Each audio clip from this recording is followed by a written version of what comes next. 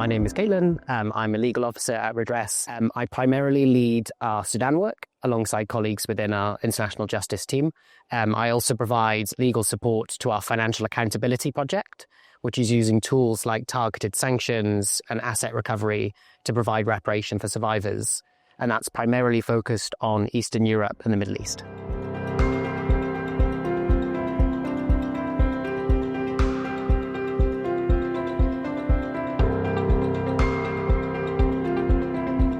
REDRESS has done lots of legal mapping on this issue over the years because we're trying to ask the question, what is needed to ensure that if a criminal justice process happens in Sudan, it complies with key international human rights law standards?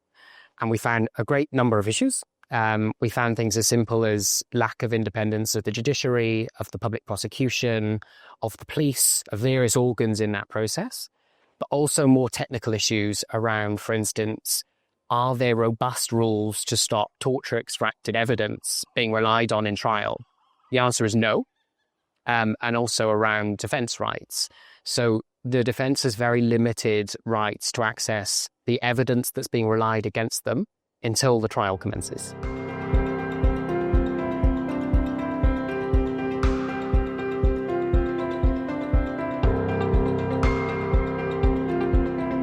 There are three reasons for it.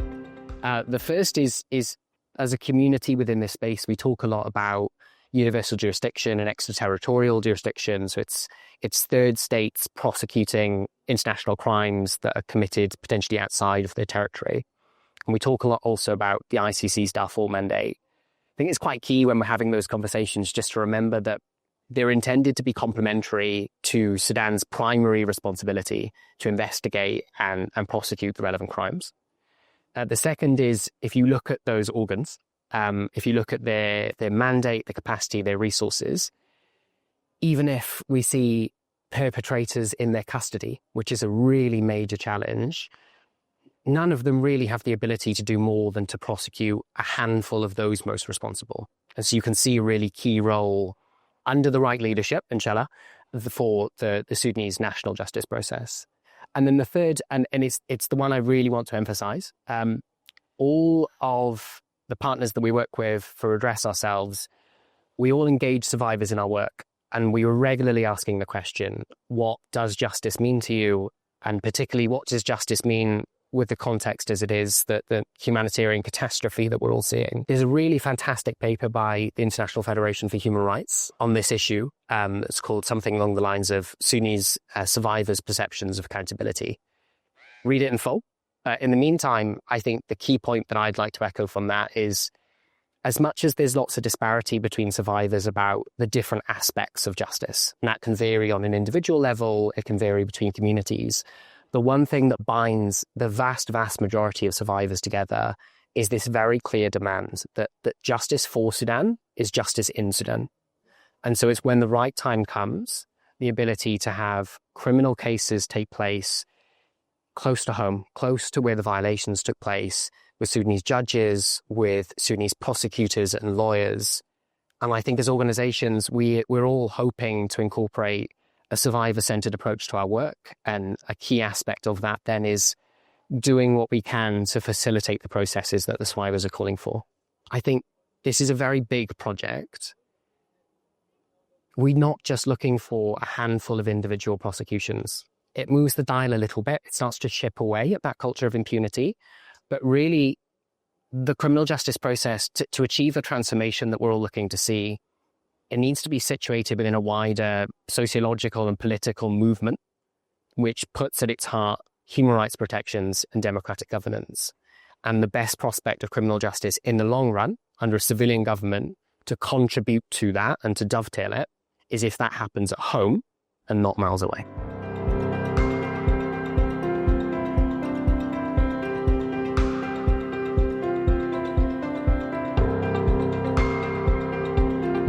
Specifically to our work on Sudan, we've worked with partners to collect, analyse and to submit documentation before various bodies. So the African Commission, you mentioned the UN Special Procedures earlier. We have the fact-finding mission on Sudan.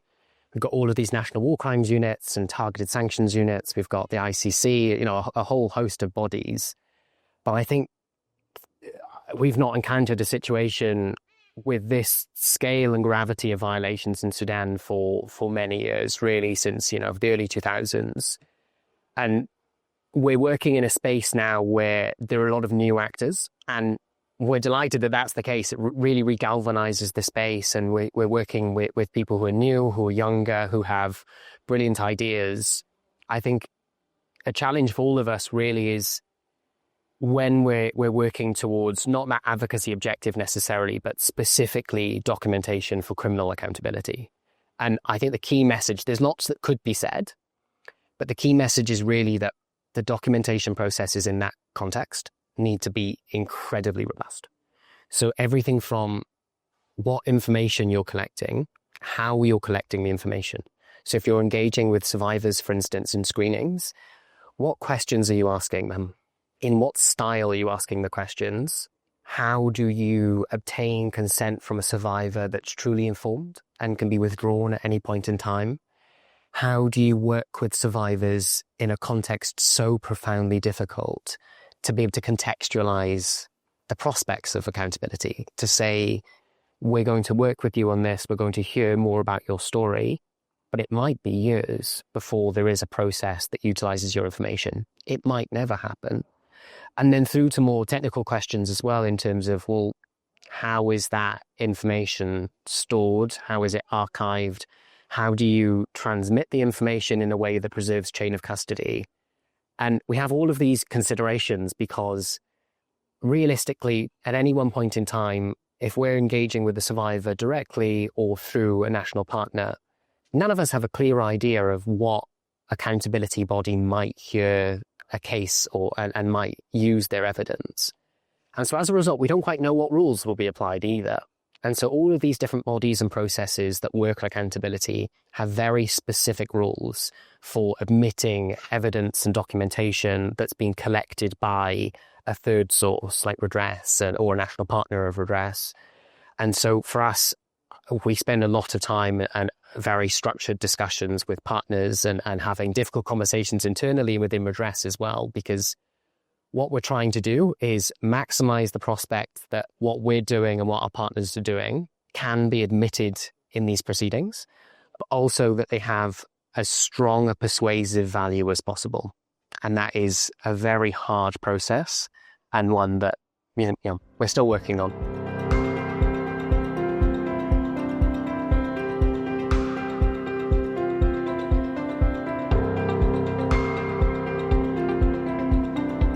There is an international and regional justice tapestry that is imperfect. And often when we're dealing with human rights violations and state perpetrators or state-sponsored perpetrators, the journey to accountability is often a very long and arduous one. And we're constantly working as a community of concerned actors to make use of every avenue at our disposal to do the best by the victimized communities. And so Redress's works has filed cases with national partners before the African Commission on Human and People's Rights, well, for most of its existence and certainly all of its time working on Sudan. We've received a number of emblematic judgments in favour of our clients. Since the start of the current armed conflict in Sudan alone, we've received 5, and 3 of those have come in the last few months. And so just to give a flavour of those, one concerns civilians in South Kordofan and Blue Nile who were victimised by the Sudanese armed forces and other actors back in from June 2011 approximately, and 2 other cases concerning torture and ill treatment perpetrated by what was the National Intelligence and Security Service in Khartoum. You're right to point out the elephant in the room, which is that the African Commission doesn't have discrete enforcement powers. It relies entirely on the cooperation of the state to whom the decision is addressed. In the case of Sudan, I gather it goes without saying that for most of the life cycle of our work on Sudan, with the partial exception of that transitional government before the coup, we've not had that cooperation from Sudan. Sudan doesn't seem to have a great deal of interest in what the African Commission decides. But I'll give you 2 reasons why we as Redress see that process as important and important for survivors. So the first is In virtually all of these cases, survivors never receive any acknowledgement by the perpetrators or by the Sudanese authorities that what happened to them actually took place. What we see when we discuss with survivors and we brainstorm cases, and even after we file cases, is that lack of acknowledgement is profoundly dysphoric. It's a really uncomfortable situation to be in. And so we've used the African Commission as a way of compiling the factual evidence that we have of collecting witness statements from the survivor themselves, potentially other witnesses, collecting other evidence, presenting a picture of what we think has happened to the Commission. And so the commissioners will review what we've sent in, and they will make a decision based on their burden of proof whether they think we've demonstrated our case.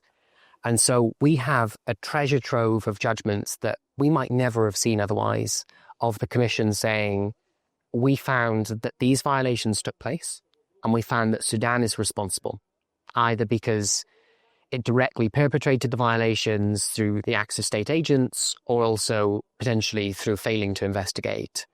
And so that's one aspect of it, is that acknowledgement piece. And the second is, if you take the African Commission's jurisprudence in its totality on Sudan, you get a whole series of findings on individual cases, you get a series of orders addressed to Sudan that give really cohesive colour to what the commissioners think are priority issues to address as part of this project, this transformation of creating the Sudan that all of us in this space would like to see.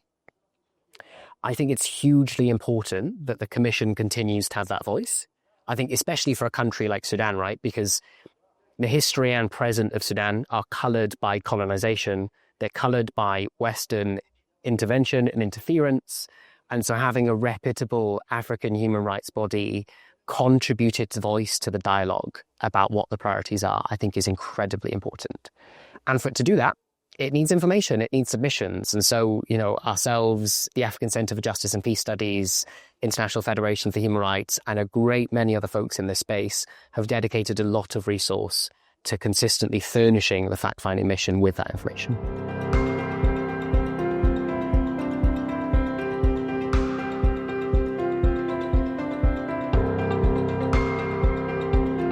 If you look at the key international justice moments from the past, say, 20 years, if you're an outsider looking in, it looks like a lot of coincidence and a lot of good luck. Wow, this prosecution was able to take place, this arrest was made. Wow, this package of legal reforms were implemented, or this reparation order was issued, and it's going to change the situation. For those of us in the space, in virtually all of those cases, it's not chance. A great deal of really thankless groundwork goes in. And that's by civil society actors, but it's also by human rights defenders. It's by lawyers, doctors, journalists, by incredible survivor groups around the world, putting in the work to be ready for a moment. And so what keeps me in this space is the belief, and I can only say it's a belief, that our moment's going to come. That there will be a moment where what we're doing, particularly on accountability and on legal reform, actually might move the dial considerably. And so that's why, that's what we've got to do. We've got to do the work, and we've got to be prepared. And that keeps me at work.